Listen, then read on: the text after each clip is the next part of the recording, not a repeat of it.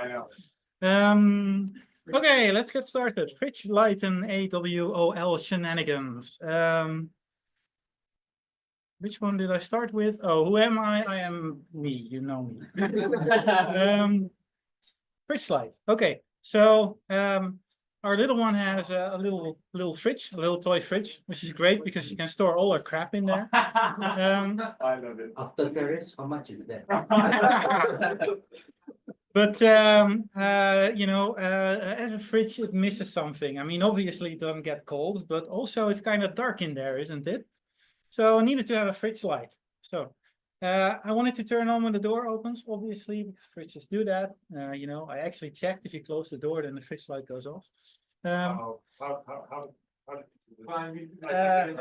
So you take a camera and you put it in the fridge. No. Yes. Went into the Sure. I wanted to run a 1 AAA battery because you know, that's all you need, and putting a lithium ion in there. I don't want my daughter to play with spicy pillows, please. And obviously I don't want to change the battery every 3 milliseconds, so it's got to have at least a reasonably long life. Okay, so this is what I started with. This is the basis. So it's effectively the AAA battery with a few decoupling capacitors. This is a boost converter that can run from a voltage of 0.9 volts, so it can drain the AAA fully, more or less. And it's configured in such a way by R1 and R2 that the output voltage is 3.6 volt, which is enough to drive a white LED. And then the white LEDs are here, 2 decoupling capacitors again, and then there's 2 white LEDs and 2 connectors, which like are partially off the page.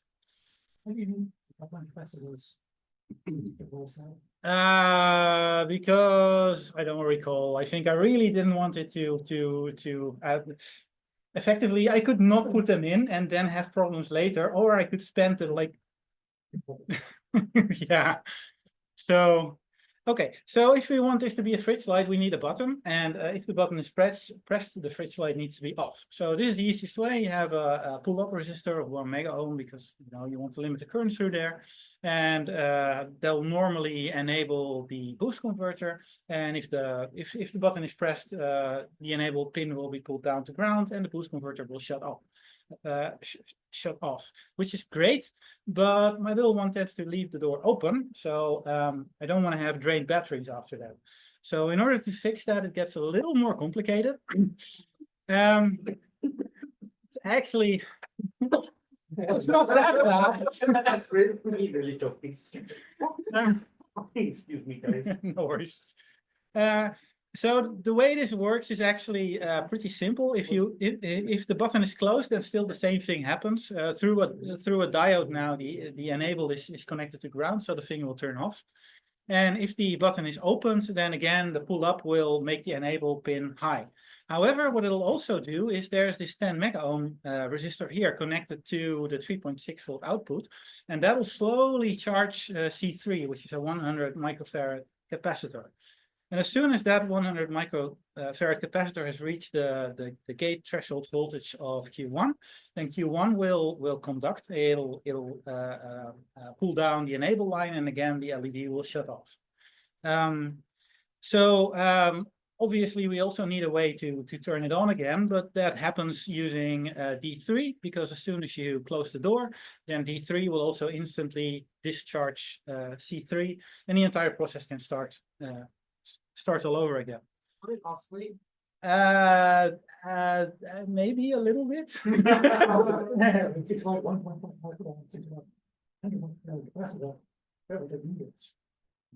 No, no, that's not yours. I'll get back to that. So made a little PCB, great, and made PCB real, and you know, looks great. Rendering? Is it rendering? No, this is actual. This is an actual PCB. Is it pretty off like the I don't recall. I think it comes from Taobao, but it might also have been sourced locally of IKEA. It's been there for a while. The most IKEA thing in there now is the battery. True. So PCB has the nice thing that you can't just use it as is, but you can also put two JST connectors on the empty footprints, and then you break the thing off at the slot, and then you have two LEDs, so you can light different compartments from the same thing, which is pretty nice. So the RC network, you already called it. So first of all, the MOSFET that I use has a threshold gate voltage of 1.05 volts. So the capacitor needs to be charged to at least 1.05 volts before everything turns on.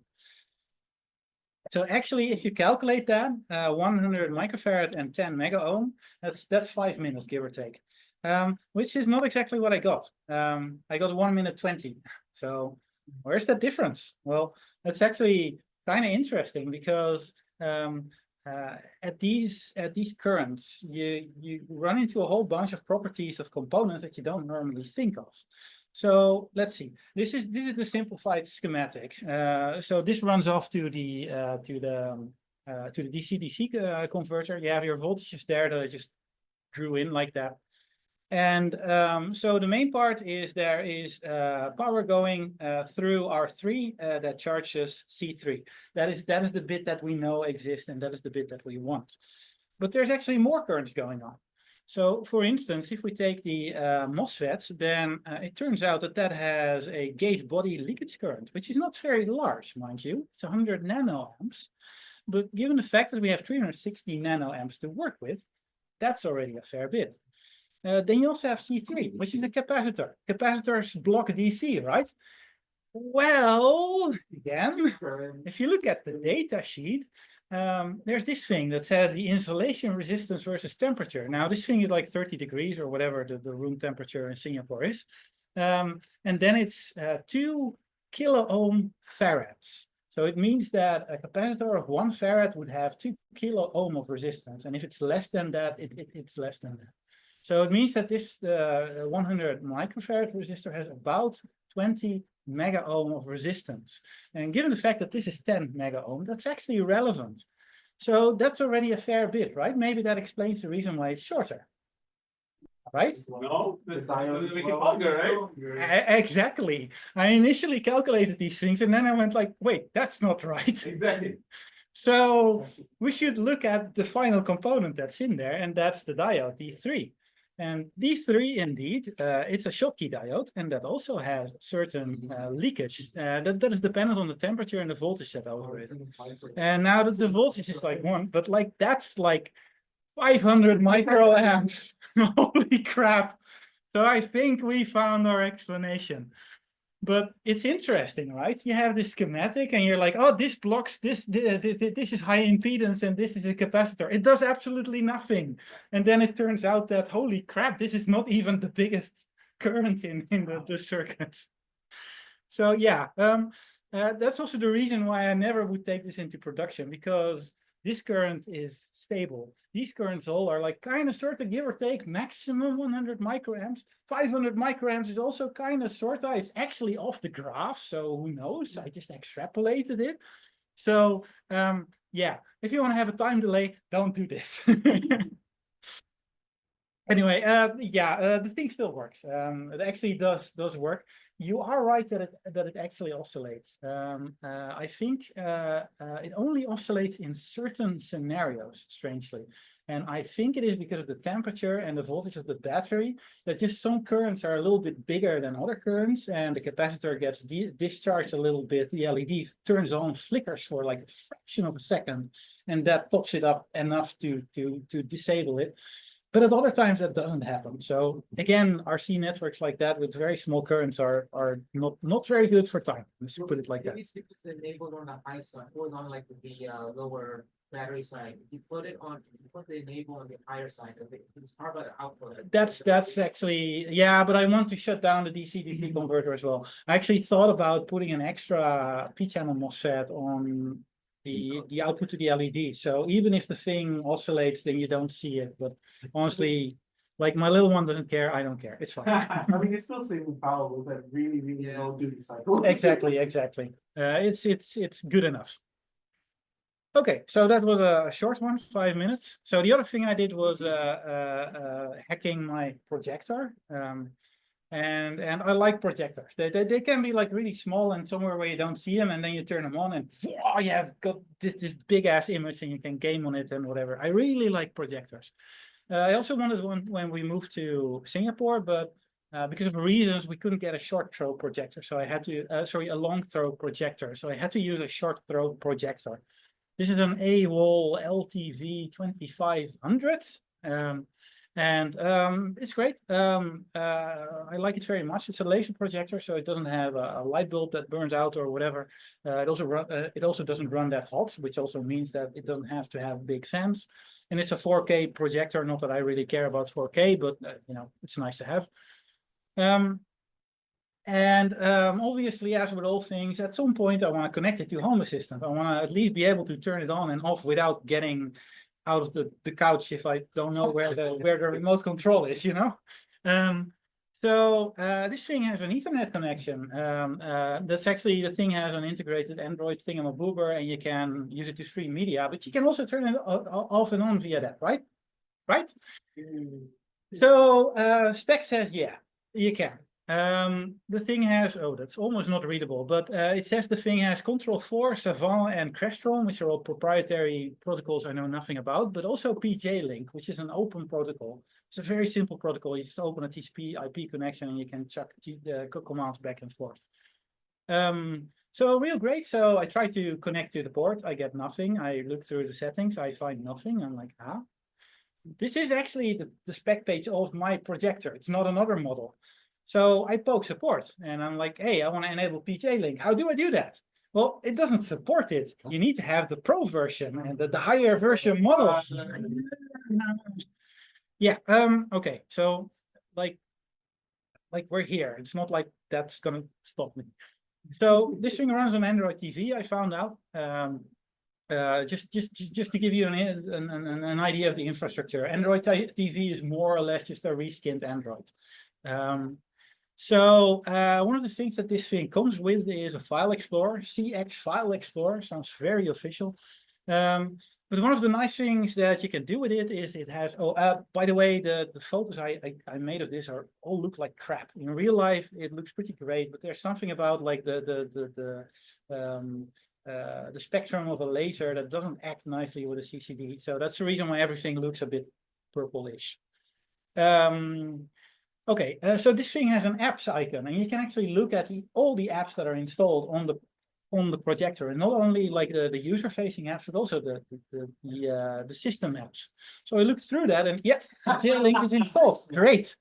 So my first idea was start this. It already was started. Okay, so it's a service that gets started, but then doesn't do anything. I mean, at least the software is there. That's good.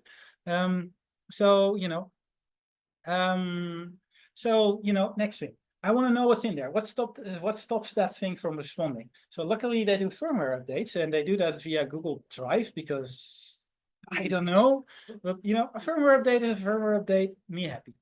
So binwalk, obviously, there's a big ass root image in there. It's in sparse files, which took me a while to piece together. But in the end, you get a nice X2 image that you can mount, and bam, there's the root file system of your projector. So I looked around a little bit, did a grep -R. PJ-Link, the string, was found in both PJ-Link, the program, of course, but it also was found in MTV setting. An MTV setting is actually the settings menu. If you use the remote controlling, you press the settings button, and that's the thing that pops. So great, let's look a little bit closer. And these are all still Android packages, your standard APK stuff that also runs on your phone. So you've got a decompiler for that can revert it more or less to Java, which is great. So turns out that the checks for the type number are in the menu. It gets the product name, and then it checks if it's any of the models. And if it's not that, it removes the entries. So the menu by default has them. It just points when it's my projector. Okay, so of course I wanted to know a little bit more, because if this does exist, then it sets a bunch of settings, and then the PJ-Link program reacts to that. So took the PJ-Link application as well, and it configures a bunch of settings and a so-called property, an Android property. And what it does is it checks if that property equals 0, and if so, then it just errors out. It doesn't bother starting the server, it just returns. Okay, that gives us multiple ways to fix this. I can either fake a better projector if I can somehow make the thing think that, you know, I'm one of those models or that my model is in that list, then it should work. I can maybe also find a way to set a property manually. If I can flip that property myself from 0 to 1, then I don't get the fancy menu, but I don't care. I just want to have the server. So a bunch of things I looked into. I'm not that familiar with Android systems, so it took a lot of Googling and searching, etc. Changing the product ID somewhere, well, that also was a property, and those things are pretty well protected, actually. Maybe I can recompile and reinstall the MTV settings app.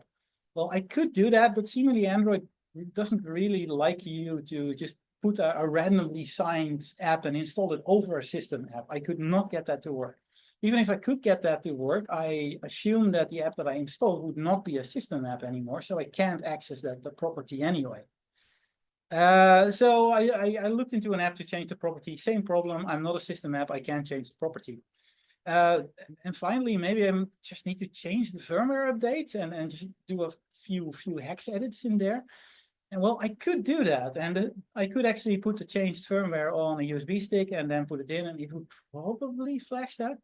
But the issue is this thing does not have a USB device port that accesses the Android SoC. So if that goes wrong, then I have 0 ways to restore it, and that means that I have a very expensive paperweight. And I really would like to turn off and on my projector remotely, but not that badly. So, you know, maybe there's other ways. And I went back to the File Explorer thing, and one of these things it has is a settings app, like 3 of them. So one of them actually is the little side menu thing, which we already saw. One of them is the Android TV settings app, seemingly that exists, but it doesn't really give me anything new either. And the third one is the stock Android settings app. The stock Android app has a build number. And if you click this 7 times, what you get is mode. And developer mode allows for USB debugging. But wait, you just said that there's no USB port. Yes.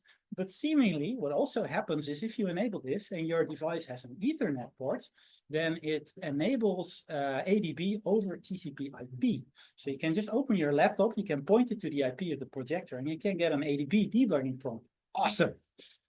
So I tried that. Yeah. So the only issue is you see this $sign, right? That means that you're just a normal user, and that means that I still have the issue that I can't mess with system applications and that I can't mess with properties. But this is still great because a shell means that I can find some way to maybe find some sort of exploit. You know, I need some sort of exploit to be root so I can change those properties, because, you know, they wouldn't just have given me a root exploit. Oh. What? Okay. No possible. Well, that's around. I mean, if you're going this far, just to enable it. And normally Android things are better protected like this. So I really didn't expect this to work. I'm not even sure why I typed it in. Sorry? Maybe they did this on purpose at the factory, so it's easier to debug. Like, you know, looking back, sure. But like all the Android things I worked with, which were mostly phones, admittedly, were a pain in the ass to get root access to. So just to get it for free is like, but The biggest answer. Nobody uses a projector. Yeah. Wallet, what it means, stored in outlet, sensitive. This is the economic problem that's solved by preventing root access to Android phones doesn't apply this. So the other side of the coin is this is a full Android device. You could install something like, I don't know, Netflix or whatever in there. And if you did, it would probably complain because you have root access. So it would have made sense to disable root access purely to let people install Netflix, maybe. That's the other side of the coin. To be fair, I don't know. The way this projector works is they actually have an entire Android system in there. And what they do in order to give you access to media is they have a little flap in the end that opens a compartment that has. By the way, I like this idea. Don't get me wrong. That has a little compartment that has an HDMI input and a little USB lead, so you can take your Chromecast or you can take your Android, your Amazon Fire Stick, whatever. You can place it in that little compartment, connect it in, close the box, and now you have like your Chromecast or Fire Stick or whatever embedded in the projector. So to be fair, they weren't really thinking about people actually playing stuff from there. So why they still took out an entire Android SoC, I don't know. Probably they bought some sort of platform or whatever. It's just have that many spare parts. Yeah, I don't know. It's a bit of a mystery, but hey, we're here. I can happily turn on the property and I can disconnect, and hey, I've got my PJ Link thing. So awesome. So I think let me. Oh yeah, and obviously, nice little switch. I can now turn off my projector in Home Assistant. So fancy. Okay, cool. So I wanted to write an article to put on my website because I must. There must be at least one other person who wants to enable this on their projector. So I was kind of making pictures and stuff, and I see, there's new firmware. It just came out like yesterday. Great. So firmware updates on this. Well, you're not wrong that it had some influence. Firmware updates like this are usually first of all, I wanted to install it because I don't want to tell people like, oh, you could have done this if you hadn't just so if this would mess with something, I would want to fix it. So one day old hell, you know what, I'll install it. And this firmware has the quirk or this projector has the quirk that it loses a few settings when you update the firmware. Specifically, the thing has a very loud startup noise, and you can't disable it. It's somewhere in the menu. It's pretty far away. But as soon as you update the firmware, it comes back. So I was browsing through the firmwares where the stupid setting is, and wait, what? God damn it, they added it. I think it's supposed that scared. So I don't think so, because I looked at the build date and it was actually before I poked support. Wow. So I think it's the other way around. Support might have gotten the message, oh yeah, we've enabled PJ Link for all the projectors, but it didn't, so yeah. Well, nice story, kind of useless. Okay, thank you for listening. Hope you enjoyed it. I